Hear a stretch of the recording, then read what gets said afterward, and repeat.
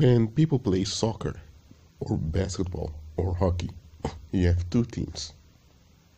Let's say Team A defeats Team B, or Team B defeats Team A. In both cases, there's a winner and a loser.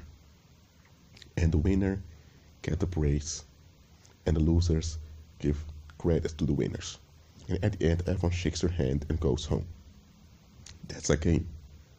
And the winners, they get a trophy or some kind of token of victory, and they can keep it as a memory. Now, when it comes to games, whether it's in sports or whether it's playing chess or when it's playing video games, we understand how this works. There is a goal, and everyone wants to achieve that goal, but only one individual or one group can get the goal, can get the outcome. So people use the resources to obtain the outcome, and the one that obtains the outcome is the winner. And the only reason he or she or the group are the winners or is the winner is because others don't have the outcome. So the outcome is only appraised in the context of the game. Outside of the game, the outcome is just an outcome. But outcome is only valuable and it's only appraised because it has been agreed upon that it's a desired outcome. So that's how games work. That's how soccer works, how chess works, that's how video games work. We understand it. What if there was a game that you would play, but in this game you're not aware you're playing a game? You think this is how things are. So there is a game and people don't tell you it's a game. They condition you that this is the real deal. And not only that, your life, or better said, your well-being depends on you participating in this game. Because you can't say you don't want to participate, because if you don't participate, you get no food, you get no water, you get no social context, so you die. Now, dying is a real thing people want to avoid, and justly so. So they give in to the conditions of the game. But they're not aware it's a game. And in the game they tell you, these are the desired outcomes. If you obtain these desired outcomes, you're valuable as a human being. If you don't obtain them, people have a right to mistreat you and throw their garbage on you.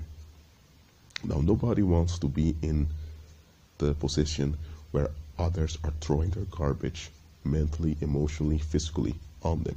Nobody wants to be the target of violence because people want safety. So, the threat of violence triggers you into wanting the desired outcomes. Okay?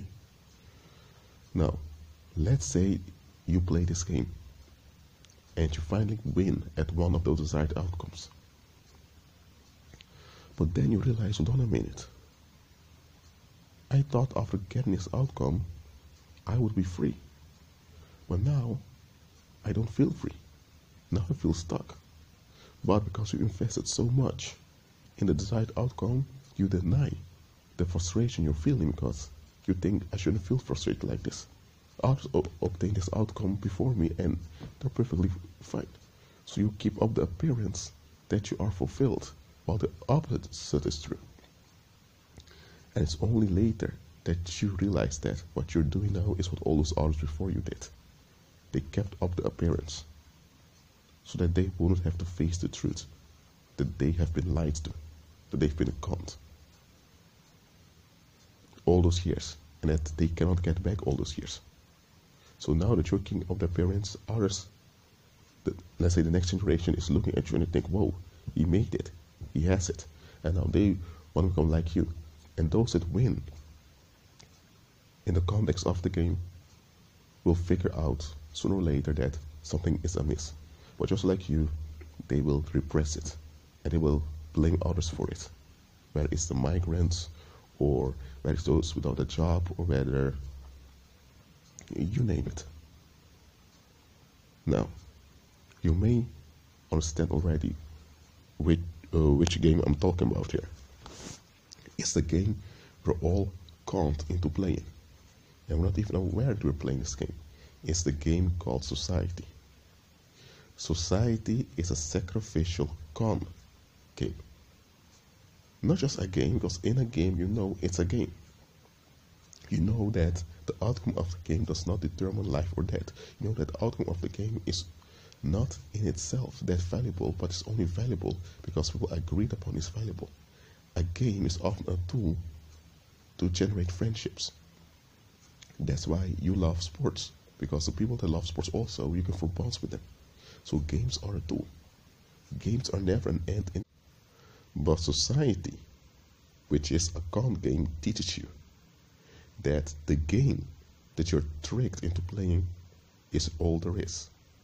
And because you are trained to think that's all there is, you don't see it as a game. You see it as a real deal. That's why you invest everything of your whole being into it. And that's why every victory you obtain on the conditions that society has conditioned you into will backfire on you later on. I've said it.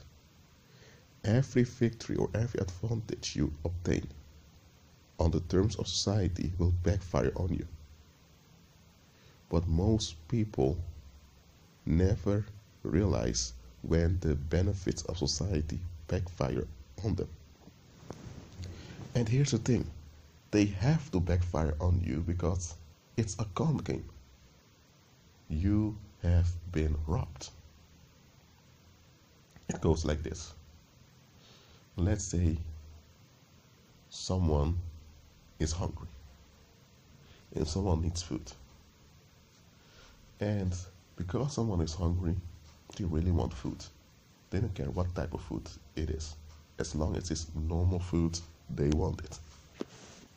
So you have this guy or woman that comes to you and says, okay, you want food? I have food there for you.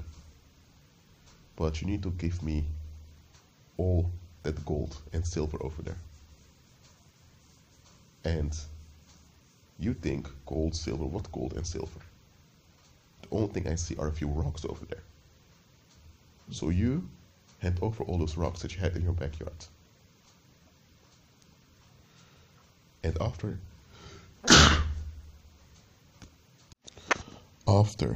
you hand over all those rocks, you feel relieved because you got food in your stomach. So you're all right. And you think all those rocks are gone. But those rocks weren't really rocks. Those rocks were unprocessed gold and silver. But you were not aware of it. You only saw them as rocks, so you willfully and willingly transferred them just to get food in your stomach. So after a while, you feel that something is amiss, but you can't explain what it is. You can't explain why you feel like that. Because you think, I have food in my stomach, so things should be alright. But you feel as if you've been robbed. The fact is, you have been robbed. Due to your lack of understanding, you were tricked into transferring your wealth in order to obtain systematic relief. And that is what this con game called society is doing to you. It tells you to hand over your value, your God-given value. And in return, you get approval to exist. But here's the thing, society, which is not even a real being, society is a fear construct that people enact. Society doesn't have the authority, nor the jurisdiction, nor the ability to approve, nor reject, or decline your existence to begin with.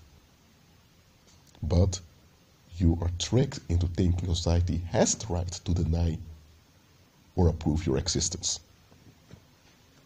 Through violence, you are conditioned into thinking society has this right. And that's your fault when society turns on you. So You are distracted from this threat by the celebrity culture or by religion or by whatever forms of distraction society throws at you. Some are more into the sports distraction, others are more into the religious distraction, others are more into humanistic or atheistic distraction. It doesn't matter. You are being distracted from seeing you've been robbed. That is the big taboo that keeps the system going, that keeps society moving. Society never develops. Society cannot develop. Society is a fear construct, and there is no development in fear whatsoever. There's only stagnation and, how to say, there's only destruction within fear. But the destruction that the fear construct called society brings to you is halted, it's hindered by the space of relief you get. So it's a con game, however you look at it. So there is no real authentic winning when it comes to society. You only have artificial or theatrical winning, which is sustained by society itself. Outside of the conditions and terms of society, there is real winning. But you have been trained to only think within the terms and conditions of society.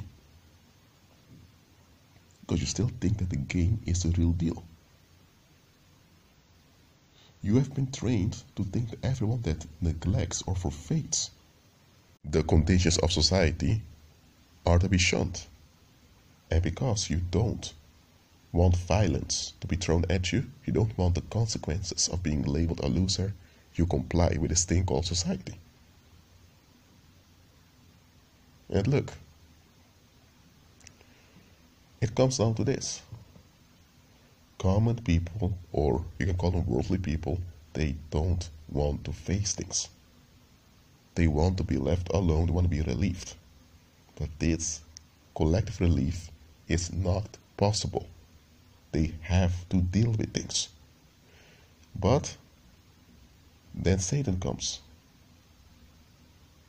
And Satan with his demons, through their worshippers, the Apollonists, or the shadow government, or Illuminati, however you want to call them, they offer this collective relief to the masses. They trick the masses into thinking they can avoid life altogether and at the same time enjoy life. Listen what I'm saying here. Satan cons the masses into thinking they can avoid life and all the responsibilities and obligations that come with life, and at the same time enjoy life. Let me repeat it. Satan cons the masses into thinking they can avoid real life with all the responsibilities and obligations that come along with it, and at the same time enjoy life. That's not possible. You can't have the one without the other. So, society conditions you to forfeit real life for merely a mechanical existence that's rewarded by either a paycheck or by the approval of those that robbed you. That's what society does. There is no real winning under the conditions and terms of society. You will never find it, so stop looking for it over there. Agree with Christ.